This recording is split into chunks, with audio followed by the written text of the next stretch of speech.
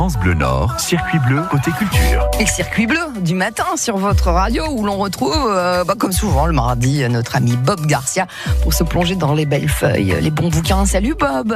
Coucou Juliette, coucou tout le monde. Et on va partir ce week-end à La Couture. On est du côté de Béthune, on est dans le Pas-de-Calais pour la 41e édition déjà de ce festival. 41e édition, vous vous rendez compte, ça a démarré au début 80, début des années 80. Ouais. Hein. Exactement. Voilà, vous l'avez dit, c'est au-dessus de Béthune, à une trentaine de kilomètres à l'ouest de l'île, bien sûr. Ça se passe à la salle des sports rue du Riet, donc à La Couture. C'est juste à côté de la gendarmerie, vous pouvez pas vous tromper. C'est samedi et dimanche, donc de 11h à 18h30. Et là, ça prend vraiment de l'ampleur d'année en année, ce salon, ce festival livre et BD. Il y a 150 exposants, rendez-vous compte, dans ce petit village, dans cette petite ville. Auteurs de littérature générale, de polar, de BD, jeunesse, mais il y a aussi des éditeurs, des associations, des bouquinistes. Il y en a pour tous les goûts, pour tous les genres, pour toute la famille, et c'est gratuit l'entrée. Ouais, et il y a un invité d'honneur aussi qui est vraiment talentueux, vraiment faut découvrir son travail, c'est Fabrice Tarin. Il est dessinateur, il est aussi scénariste, coloriste à 16h. Il a sorti, vous savez, en 2020 chez Dupuis, Spirou chez les Soviets. C'était encore une nouvelle interprétation de ce personnage de Spirou là, qui n'en finit plus d'inspirer les dessinateurs, et c'était vachement bien. Rien à voir avec Lontarin.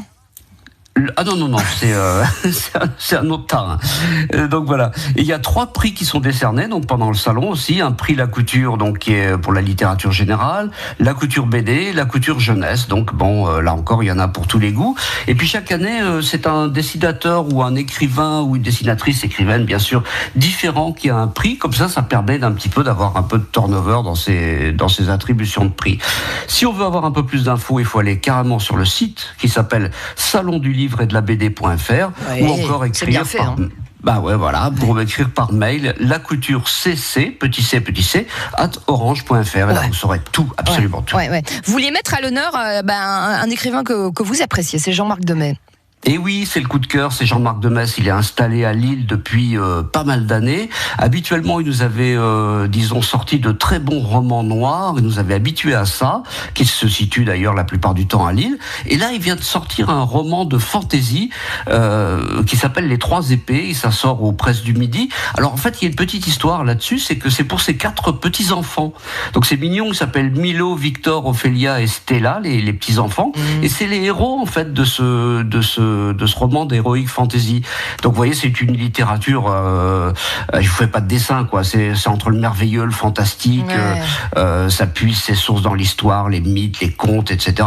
Alors les ados adorent ça, et puis en tant qu'adulte, on se laisse prendre aussi. Hein. Ouais. Alors l'histoire, en vraiment 2 mots, c'est aux portes du désert, il y a un ver de sable géant qui passe à l'attaque. Alors ça fait penser un peu à Dune, le début. Et puis en fait, il faut réunir 3 épées pour combattre les forces du mal. Voilà. C'est un prétexte à un enchaînement de complots, de trahisons, de batailles, de retournements de situation. C'est plein de rebondissements et ça se lit vraiment avec et ça se passe dans le Nord.